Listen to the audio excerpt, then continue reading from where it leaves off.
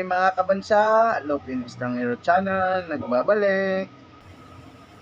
Ngayon kabansa, ang vlog natin ngayon araw ay update natin yung presyo sa mga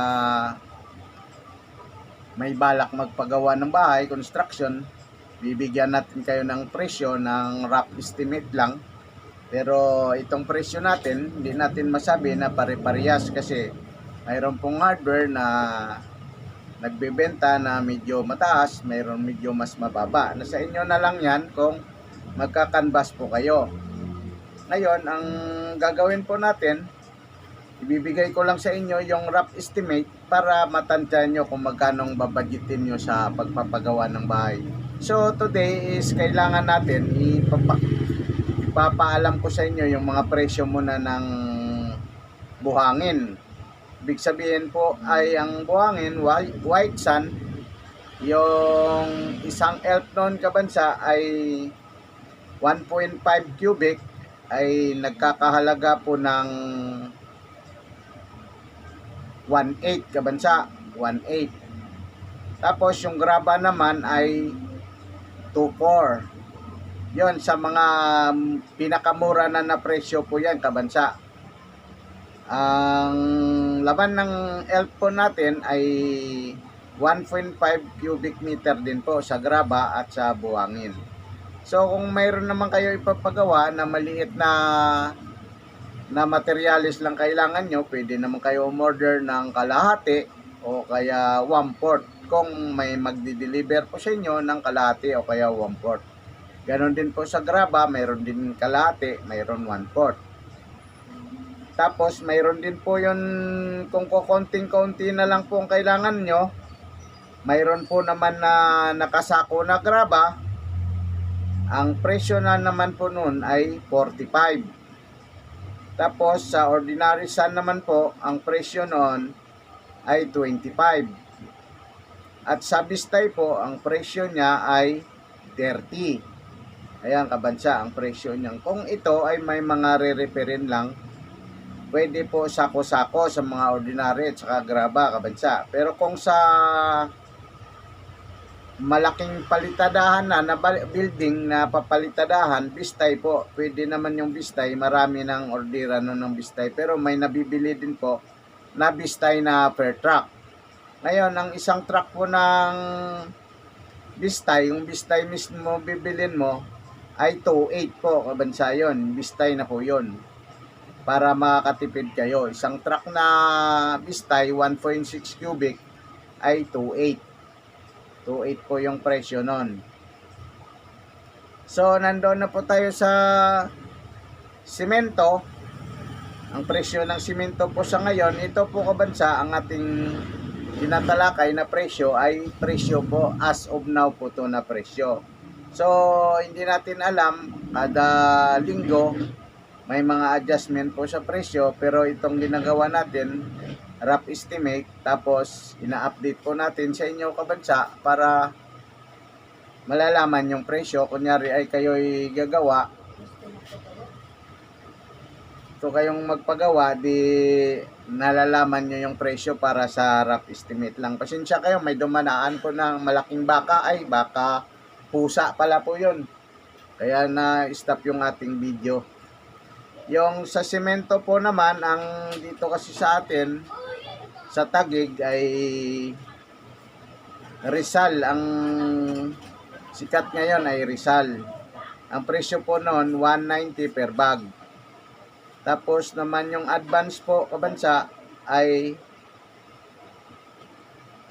185. Sa retail na po yan, retail 185 po yan. Ang presyo po ng bakal, wala pa po tayong update. Baka bukas, kung mapala rin tayo, makapag-vlog po tayo ng mga bakal, pwede tayo magbigay ng presyo ng mga bakal. Ngayon, sa GI wire po, yung panali sa mga bakal, alamre, ang bintahan po nun ay kapag per kilo ka, is 80 per kilo kabansa. 80 per kilo. Tapos kapag ito, may nabibili din naman to kapag kukonti, mayroon pong 1/4, mayroon din pong 1/2. Dinidivide na lang po yun, depende sa dami ng bibili natin. Ayan po, GI wire. Ang susunod po natin, nandito na po tayo sa Bistay, no, kabansa. Yung Bistay naman, madalas kasi may bumibili po sa atin Bistay. Bumibili sila ng Bistay, ang isang bag ay 30.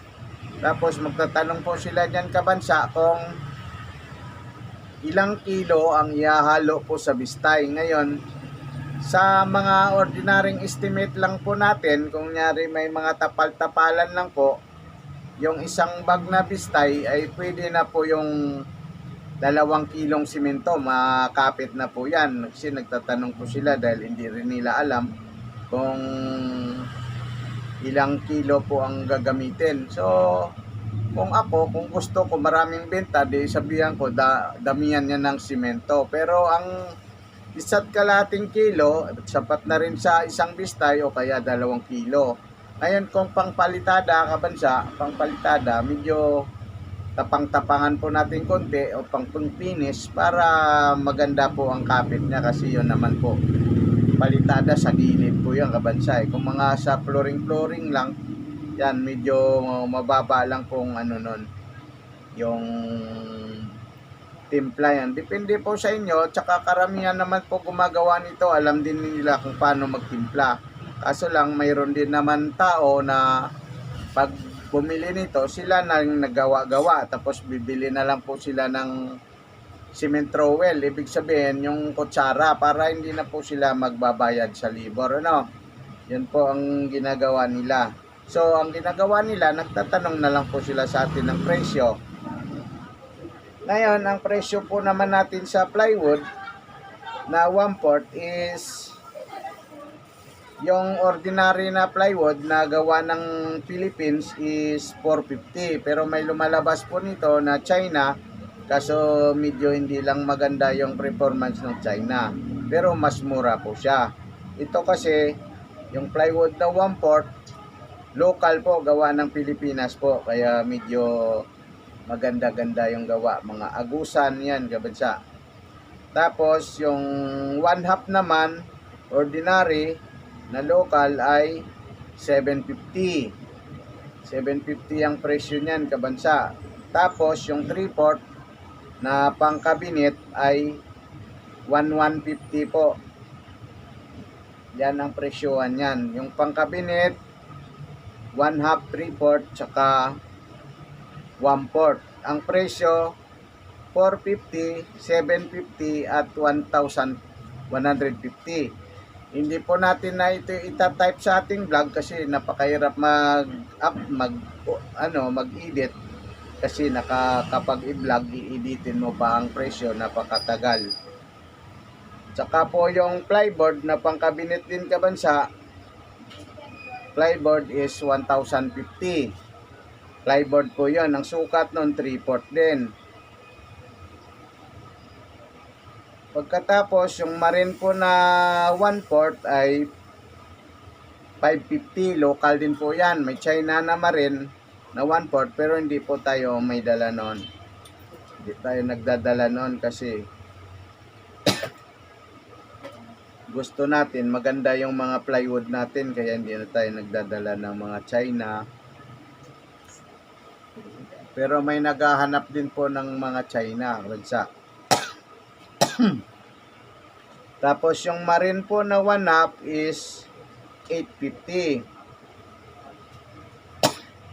Yung 3/4 1,250, bansa.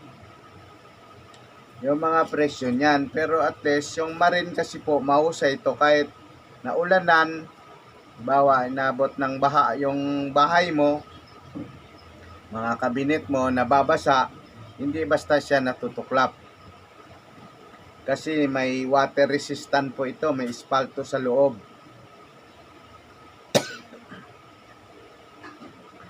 Yan ang update natin po sa mga presyo ng ng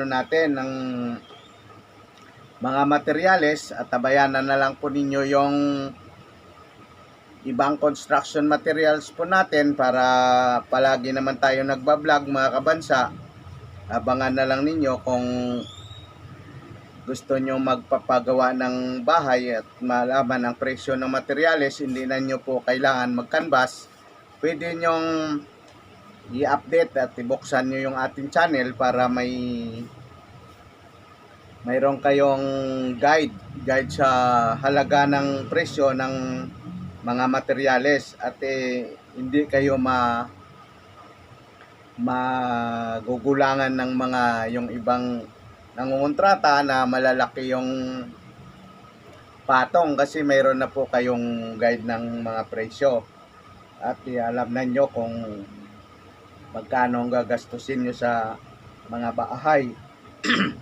Bukas i-update po natin yung presyo ng bakal magmula sa 9mm hanggang sa 16mm kabansa.